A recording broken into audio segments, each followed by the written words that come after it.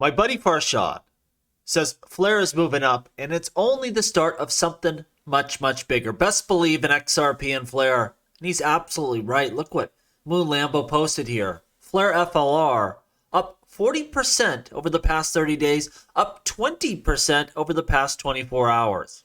And I think FLR pulled back a little bit, but it's not about the day to day. I think we are set up well here.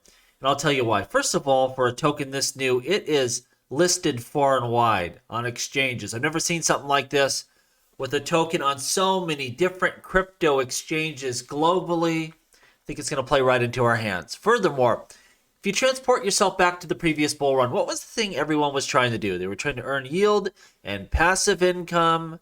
And with FLR, that's what this is all about, right? We're going to get rewards for delegating your votes. You are going to get future airdrops. All the airdrops that are left when you buy tokens, you get those as well. And furthermore, the FAsset system just launched on the test network, and I think it's just a matter of time before it comes over on the mainnet.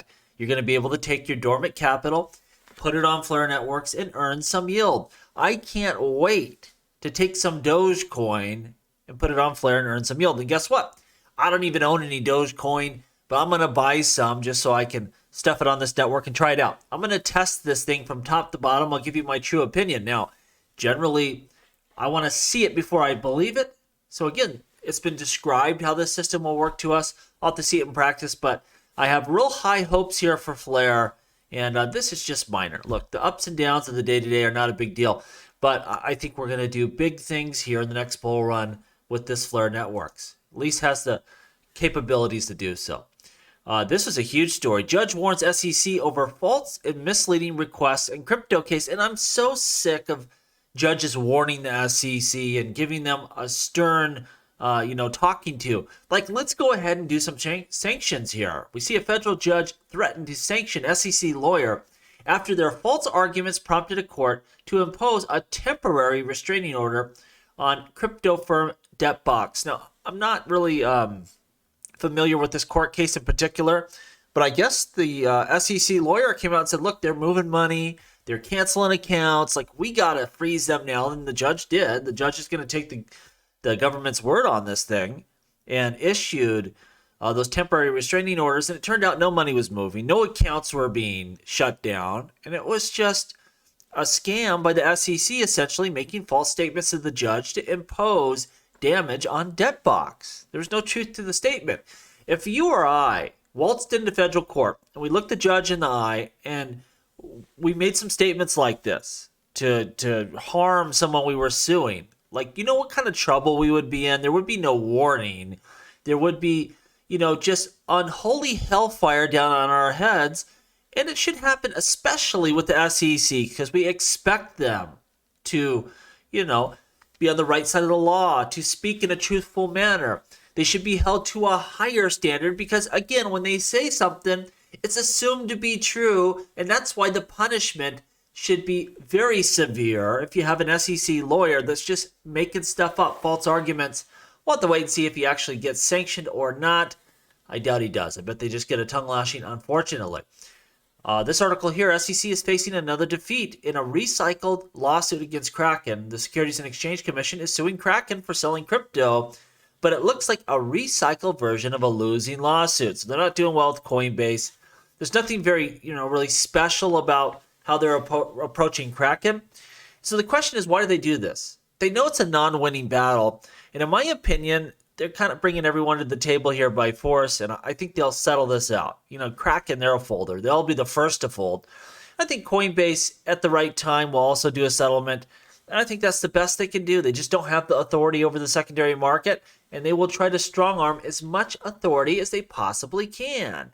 Now, I thought this was an interesting article, how the Winklevoss second act went bad, and they're in a whole lot of trouble.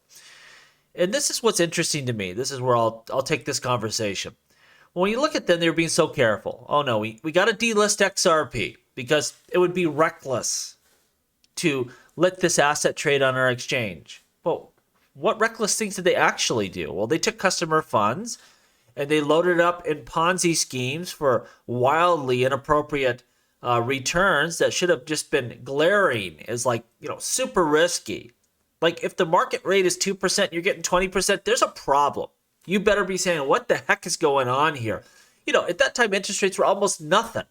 And if someone's going to borrow your money and they're willing to pay you that kind of returns, something's going on. Look at Coinbase. Coinbase went public, and they're like, yeah, we're not doing an IPO. We don't want to sell off any equity because we can get free money anytime we want for no interest. Why do we want to give you equity?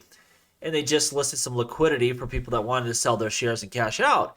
But this was not a time where you should be making 20% or just, astronomical returns. And that's really what was reckless. To leave XRP on their exchange, yeah, there was some risk there, but, that's the kind of tolerance you could take. And really, if you look, their exchange would have been very popular with U.S. investors had they done that. So you got to watch out, where you take your risks. And, they deserve what they get here because that was just absolutely, nuts, like 700 million. And they may get clawbacks and all sorts of stuff. This is a mess, and we'll see how they come out of this. But again, yeah, you play it safe with something like this with very little risk with XRP. It was clear the token itself was not a security. And you go do something reckless with Ponzi scheme with your customers' assets. It's just nuts. MicroStrategy's brought nearly 600 million more Bitcoin in less than 1 month. And this is the thing. I always said, I think this guy's going to go under. I did not think he would make it through this bear market. But if he does, the amount of money he's going to make, this guy will be a legend that will live forever. I mean, just going to be crazy returns here. And he's really a riverboat gambler in a lot of ways. It's kind of nuts, all the debt he's taken on. But it's looking good right now. You never know. He may get another dip down and maybe he does get washed out. But if not, if he makes it to the next bull run, it's just going to be incalculable the amount of money this guy will make. So good for him. He took a risk and it looks like it just may pay off.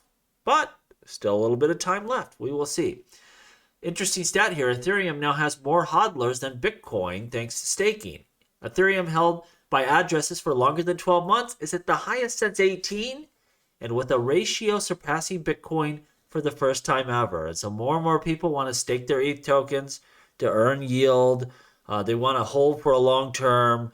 And so when we look at this change to Ethereum 2.0, the change from proof of work to proof of stake, huge endeavor, and it's working quite well. Now, they still face a lot of the problems with scaling and costs and speed, but they're working on that. Part of that is Ethereum Layer 2, which is where I'm choosing at these current valuations to invest in the Ethereum ecosystem. I'm not looking to buy ETH at over $2,000 a coin at this point in time, but I do think that the ecosystem will do quite well.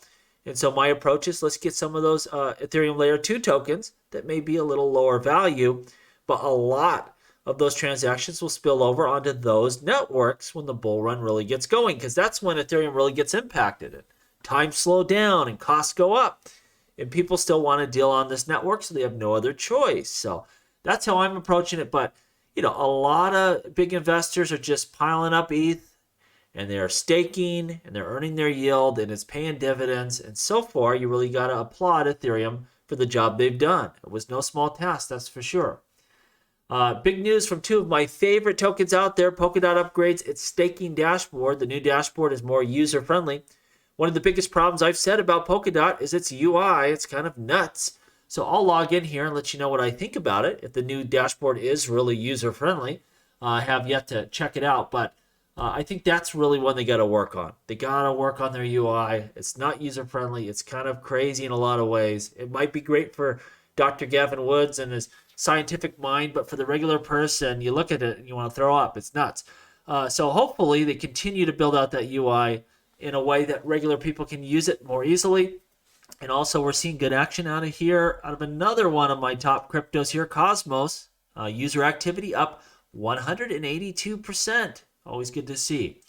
Lastly, I see Blockchain Backer posted this today. Gold just set a new all-time high. I did not know this.